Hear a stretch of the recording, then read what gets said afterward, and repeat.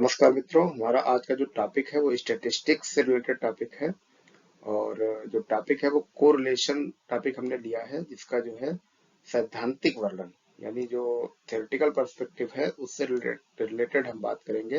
विभिन्न प्रकार के सहसंबंध किन किन परिस्थितियों में लागू होते हैं उससे रिलेटेड हम बात करेंगे। तो आगे बढ़ते हैं हम। सबसे पहले बात करते हैं प्रोडक्ट मोमेंट कोरिलेशन की, जिसे हिंदी में गुणन आघूर्ण सहसंबंध कहा जाता है, और इसका सिंबल जो है वो स्मॉल आर के माध्यम से इसे दर्शाया जाता है। इसकी अगर बात की जाए, इसका जो प्रतिपादन है वो कार्ल पियर्सन के द्वारा किया गया। रेंज इसकी जो है -1 से +1 तक होती है। ज्यादातर कोरिलेशन कोफिशिएंट में यही रेंज रहती है। अगर इन जनरल सवाल कभी पूछा जाता है कि कोरिलेशन की रेंज क्या है, तो सीधे सीधे हम ये उत्तर लगा सकते हैं -1 से +1 तक। मल्टीपल कोरिलेशन की बात अलग है, उसकी आगे हम बात करेंगे। उसकी रेंज जो है वो माइनस में नहीं रहती है। तो इसकी जो कुछ शर्तें हैं, पूर्व कल्पनाएं हैं, जो इस प्रकार हैं जिन कंडीशंस में ये लागू होता है। इसमें लिखा है एक्स तथा वाई चर के प्राप्तांकों के मध्य संबंध रेखीय होना चाहिए, अर्थात जिसकी व्याख्या ग्राफ पर एक सीधी रेखा के द्वारा हो सके। दूसरा है एक्स तथा वाई चरों में सम विसारिता होनी चाहिए। सम विसारिता का मतलब यह है, अ, जो स्कैटर डायग्राम होता है उसके प्रत्येक रो और कॉलम में जो प्राप्तांकों का बिखराव यानी डिस्पर्सन जो है वो बराबर होना चाहिए या करीब करीब बराबर होना चाहिए। तो ये कंडीशन जो है फॉलो होनी चाहिए। तीसरा है एक्स तथा वाई चर पर आने वाले प्राप्तांकों के भिन्न भिन्न युग्म एक दूसरे से स्वतंत्र हों। ये भी नोट करने वाली बात है कि जो अ, युग्म बनेंगे उसमें, यानी एक्स और वाई जो हमने ग्रुप्स लिए हैं वो एक दूसरे से अ, आश्रित नहीं होने चाहिए, स्वतंत्र रूप से होना चाहिए। इस तरह का प्रश्न कई बार यूजीसी नेट में बन जाता है, तो ये बिंदु याद रखने वाला, याद रखिएगा। और एक और इसमें शर्त है, दोनों चर सतत हों, कंटिन्यूअस होने चाहिए। यद्यपि जो वितरण का प्रसामान्य होना आवश्यक नहीं है, यानी डिस्ट्रीब्यूशन अगर नॉर्मल नहीं भी है तो चलेगा, लेकिन जो एक्स और वाई चर के रूप में डेटा लिया जाता है वो दोनों ही कंटिन्यूअस फॉर्म में होना चाहिए। तो आगे बढ़ते हैं। दूसरी विधि है रैंक डिफरेंस मेथड, यानी कोट यंत्र रीति। इस पे क्या होता है कि जब दोनों चरों पर प्राप्त आंकड़े क्रमसूचक मापनी यानी ऑर्डिनल स्केल पर हों, अर्थात आंकड़े रैंक में हों यानी कोटि में हो, जिसे कहा जाता है हिंदी में, ऐसी परिस्थिति में रैंक डिफरेंस मेथड से सहसंबंध ज्ञात किया जाता है। और इसकी दो प्रमुख विधियां हैं। सबसे पहली तो स्पीयरमैन का कोट यंत्र रीति है, जिसे जिसका जो साइन है वो रो बोला जाता है, आर और नीचे करके पी उसमें लगाते हैं। प्रतिपादक इसके स्पीयरमैन है, जैसा कि नाम से ही स्पष्ट है। और इसकी जो शर्त है वो विशेष रूप से ये कि अगर यन 30 से कम हो, यानी जनसंख्या जो सैंपल है वो अगर 30 से कम है तो ये बेहतर रहता है।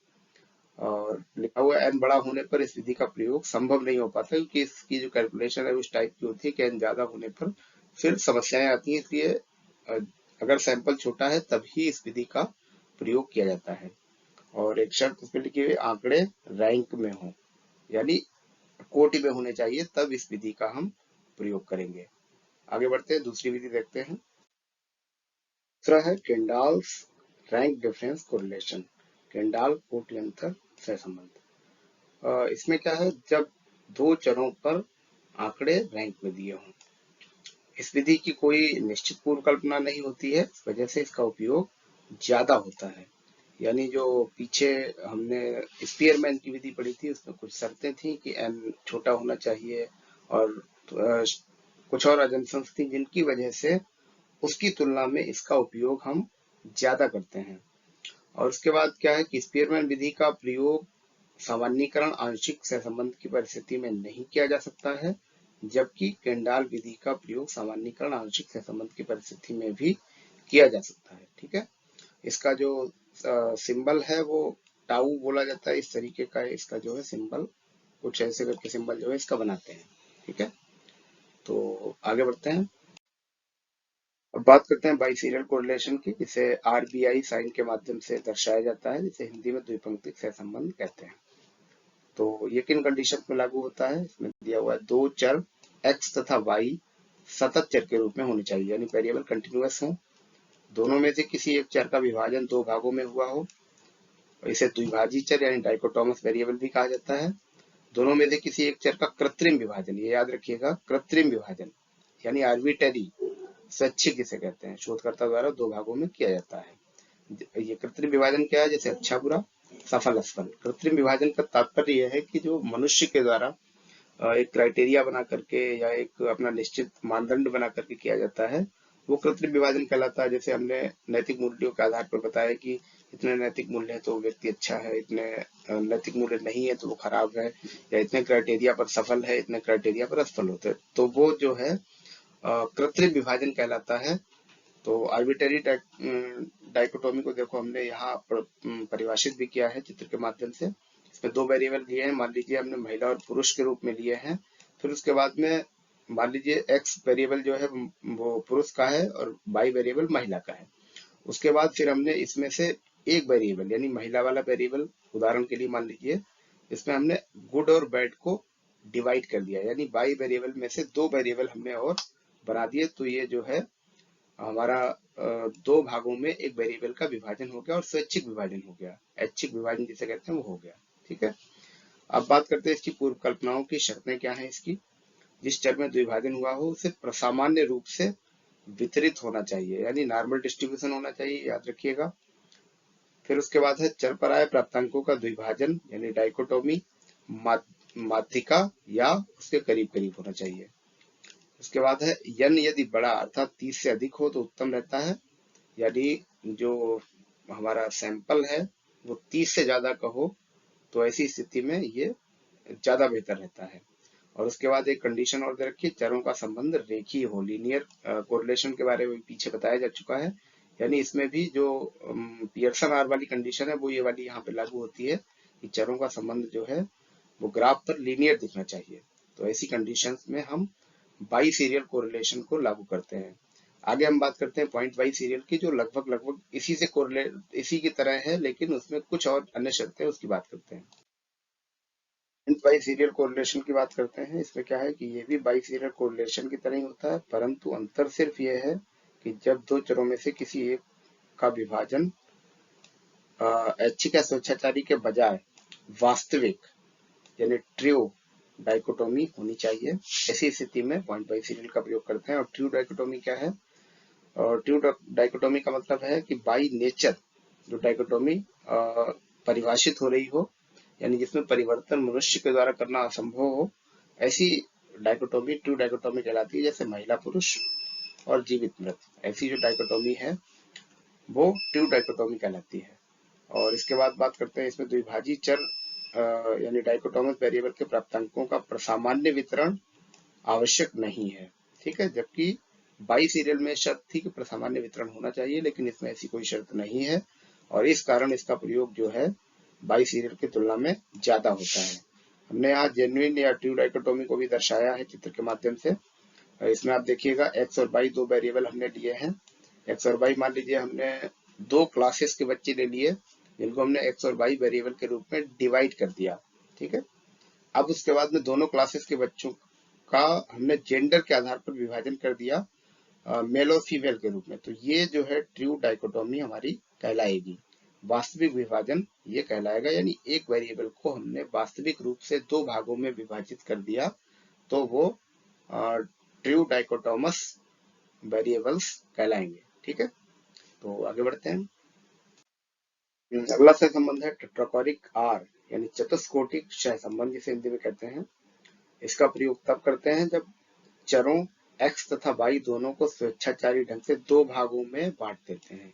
देखिएगा बाई सीरियल और पॉइंट बाई सीरियल में क्या था कि एक चर को, दो चर थे उनमें से एक चर को हमने दो भागों में डिवाइड किया था, जबकि यहाँ पर x और y दोनों चरों को दो दो पार्ट्स में हम बांट देते हैं। ठीक है, इस ढंग की परिस्थिति में 2x2 की तालिका बनती है। 2x2 की तालिका देखिएगा आपके सामने है, ये 2x2 टेबल जिसपे जैसे हमने दिखाया है ग्रेजुएट और नॉन ग्रेजुएट लिए हैं, और इसमें कितने ग्रेजुएट स्किल्ड हैं, कितने नॉन ग्रेजुएट स्किल्ड हैं वो दर्शाए हैं। इसके बाद कितने ग्रेजुएट अनस्किल्ड हैं, कितने नॉन ग्रेजुएट अनस्किल्ड हैं, यानी हमने दोनों जो वेरिएबल्स हैं उनको दो दो भागों में डिवाइड किया हुआ है यहाँ पर। अब इसकी शर्तें क्या हैं वो देख लीजिएगा। इसके लिए दोनों चर सतत हों यानी कंटिन्यूअस हों, याद रखिएगा। दूसरा है प्राप्तांकों का सामान्य वितरण होना चाहिए, नॉर्मल डिस्ट्रीब्यूशन होना चाहिए। और जो चरों के बीच में संबंध है वो रेखीय होना चाहिए, लीनियर रिलेशनशिप होना चाहिए। और डाइकोटोमिया बोथ वेरिएबल्स, देखिए हमने दिखाया चित्र के माध्यम से। इसमें वेरिएबल x और वेरिएबल y हमने लिए हैं, और उनमें फिर वेरिएबल x को दो भागों में डिवाइड कर दिया, a और b के रूप में, और वेरिएबल y को दो भागों में a और b के रूप में डिवाइड कर दिया। ठीक है, तो इस तरह से हमने एक 2x2 की टेबल इसके माध्यम से तैयार कर ली। तो याद रखिएगा, किस परिस्थिति में टेट्रागोनिक का प्रयोग करेंगे? जब x और y दोनों चरों को आर्बिट्रेरी रूप से, यानी जो स्वेच्छाचारी ढंग है उसके माध्यम से हम दो भागों में डिवाइड कर देते हैं। और कुछ शर्तें हैं इसकी जिनको याद रखिएगा, इन शर्तों में उसे, तो इन शर्तों का ध्यान रखते हुए उसे लागू किया जाता है। ठीक है, आगे बढ़ते हैं, बात करते हैं फाई कोरिलेशन की। इसमें क्या होता है कि जब x तथा y दोनों चरों को दो वास्तविक श्रेणियों यानी ट्रू कैटेगरी में बांट दिया गया। ट्रू कैटेगरी के बारे में हम पीछे बात कर चुके हैं। इसमें भी जो आंकड़े हैं वो 2x2 तालिका में ही होते हैं, जैसा कि टेट्रागोनिक R में होते हैं। ठीक है, आइटम एनालिसिस में इसका प्रयोग अधिक होता है, यानी एकांश विश्लेषण में इसका प्रयोग अन्य की तुलना में अधिक किया जाता है फाई कोरिलेशन का। ठीक है, द्विभाजी चरों यानी डाइकोटोमस वेरिएबल्स का सामान्य वितरण आवश्यक नहीं है, यानी इसमें हम जो x और y चरों को दो दो भागों में डिवाइड करेंगे उनका नॉर्मली डिस्ट्रीब्यूशन जरूरी नहीं है, जबकि टेट्रागोनिक R में नॉर्मली डिस्ट्रीब्यूशन आवश्यक था। और इसका जो साइन होता है वो थीटा होता है, इस तरीके से बनाते हैं और इसे ऐसे काट देते हैं। ये सर्कल होता है, सही से बन नहीं रहा है, तो थीटा के साइन से इसे दर्शाया जाता है। अब बात करते हैं कोएफिशिएंट ऑफ कंटीजेंसी की। इसे सी के साइन से दर्शाते हैं, संगत गुणांक कितनी में कहते हैं। ये किस कंडीशन में लागू होता है? जब x तथा y दोनों चरों का विभाजन दो या दो से अधिक बराबर भागों में किया गया हो। ठीक है, आमतौर पर प्रश्न पूछा जाता है कि जब 3 के श्रेणीकरण में हो तब किसका प्रयोग करेंगे? तो असंगत गुणांक वैसी स्थिति में प्रयोग किया जाता है। इसमें जो आंकड़े हैं 2x2 के रूप में, 3x3 के रूप में, या 4x4 या किसी भी तालिका में हो सकते हैं। आंकड़े फ्रीक्वेंसी में हो, ये इसकी शर्त है। असंगत गुणांक की गणना के लिए प्राप्तांकों का वितरण सामान्य एवं चरों का सतत होना आवश्यक नहीं है। ठीक है, और असंगत गुणांक का जो कैलकुलेशन है वो काई वर्ग द्वारा किया जाता है। इसकी सार्थकता की जांच भी काई स्क्वायर द्वारा की जाती है। कई बार प्रश्न आ सकता है कि असंगत गुणांक या कोएफिशिएंट ऑफ कंटीजेंसी की सार्थकता की जांच किसके माध्यम से करते हैं? तो वो काई स्क्वायर के माध्यम से की जाती है। ठीक है, आगे बढ़ते हैं। अब बात करते हैं पार्शियल कोरिलेशन की, यानी आंशिक सहसंबंध की। इसमें क्या है, दो चरों के मध्य आंशिक सहसंबंध वह सहसंबंध होता है जो तीसरे या अन्य चरों के प्रभाव को दूर करके उन दोनों चरों के बीच सहसंबंध बतलाता है। जैसे बुद्धि एवं अभिक्षमता के मध्य सहसंबंध में आयु के प्रभाव को पृथक करना हो तब इस विधि का प्रयोग कर सकते हैं। जब एक चर के प्रभाव को दूर करके दो चरों के बीच सहसंबंध ज्ञात किया जाता है तो इसे प्रथम कोटि आंशिक सहसंबंध यानी फर्स्ट ऑर्डर पार्शियल कोरिलेशन कहा जाता है। और जब दो चरों के प्रभाव को नियंत्रित करके दो चरों के मध्य सहसंबंध ज्ञात करना हो तो इसे सेकेंड ऑर्डर पार्शियल कोरिलेशन यानी द्वितीय कोटि सहसंबंध, द्वितीय कोटि आंशिक सहसंबंध जो है कहा जाता है। ठीक है, तो याद रखिएगा, अगर हमें किन्हीं दो चरों के मध्य कोरिलेशन ज्ञात करना है और किसी तीसरे चर के प्रभाव को दूर हटाते हुए, अलग करते हुए, तो ऐसी पार्शियल कोरिलेशन का उपयोग करते हैं। आगे बढ़ते हैं मल्टीपल कोरिलेशन की तरफ। मल्टीपल कोरिलेशन यानी बहु सहसंबंध। इसमें क्या होता है, किसी एक चर तथा अन्य दो या दो से अधिक संयोजित चर के बीच सहसंबंध ज्ञात किया जाता है। इसके माध्यम से एक चर तथा अन्य दो चर हो या दो से ज्यादा चर हो, उनके बीच में कंबाइंड जो कोरिलेशन निकलता है वो मल्टीपल कोरिलेशन कहलाता है। जैसे उपलब्धि प्राप्तांक, अभिक्षमता प्राप्तांक तथा बुद्धि प्राप्तांक के मध्य सहसंबंध ज्ञात करना, कंबाइंड रूप से तीनों के बीच में कोरिलेशन निकालना। इन तीनों चरों का संयुक्त संबंध बहुल सहसंबंध के द्वारा ज्ञात किया जा सकता है। ठीक है। इसे कैपिटल आर से संकेतित किया जाता है। याद रखिएगा, कई बार इसका संकेताक्षर भी पूछ लेते हैं कि मल्टीपल कोरिलेशन को किसके माध्यम से दर्शाया जाता है, तो कैपिटल आर के माध्यम से इसे प्रदर्शित किया जाता है। ये एक बहुत महत्वपूर्ण बात है इसके संबंध में, इसका मान कभी ऋणात्मक नहीं होता, यानी कभी भी निगेटिव वैल्यू इसकी नहीं आती है, यानी इसकी सीमा जो है वो 0 से 1 तक होती है। कई बार पूछ लिया जाता है कि मल्टीपल कोरिलेशन की जो सीमा है वो क्या है, तो भटकाने के लिए ऑप्शन में लिखा होगा -1 से +1 तक, या अन्य ऑप्शन दे रखे होंगे, या केवल एक, ऐसे करके। तो 0 से 1 तक याद रखिएगा, इसकी जो सीमा होती है वो 0 से 1 तक होती है, कभी भी ये निगेटिव में नहीं आता है। एक और प्रश्न पूछ लिया जाता है कि एवेक चार्ट किससे रिलेटेड है, तो लॉर्ड नाम के एक व्यक्ति ने इसकी गणना को सरल करने हेतु इस चार्ट का निर्माण किया था, जिसे एवेक चार्ट के नाम से जाना जाता है। ठीक है, तो ये बात थी हमारी आज आज की क्लास की, इसमें हमने कोरिलेशंस की बात की। इस वीडियो में हमने फार्मूलाज की बात नहीं की, कैलकुलेशंस की बात नहीं की, सिर्फ थ्योरेटिकल पार्ट्स पर फोकस किया, क्योंकि थ्योरेटिकल पार्ट से आमतौर पर प्रश्न आते हैं, और जो फार्मूला है वो आप किताबों के माध्यम से या इंटरनेट के माध्यम से आराम से देख सकते हैं। आप नाम डालिए कोरिलेशन का और वहां से सीधे सर्च हो जाएगा, आपको फार्मूला और उसका डिटेल पूरा उसमें लिखा हुआ मिल जाएगा। ठीक है, मेन बात ये कॉन्सेप्चुअल समझ होना चाहिए, कौन सा कहाँ पर लागू होता है, और यही परीक्षा में सर्वाधिक पूछा जाता है। तो आज के लिए बस इतना ही। नेक्स्ट वीडियो में हम इसी कोरिलेशन से रिलेटेड कुछ प्रश्नों को लेकर आएंगे, और जो ये वीडियो है यही वीडियो उसका आधार होगा, और आगे जो परीक्षाओं में पूछे गए हैं पीछे यूजीसी नेट में या असिस्टेंट प्रोफेसर में, उन प्रश्नों को लेकर के हम आएंगे। तब तक के लिए धन्यवाद।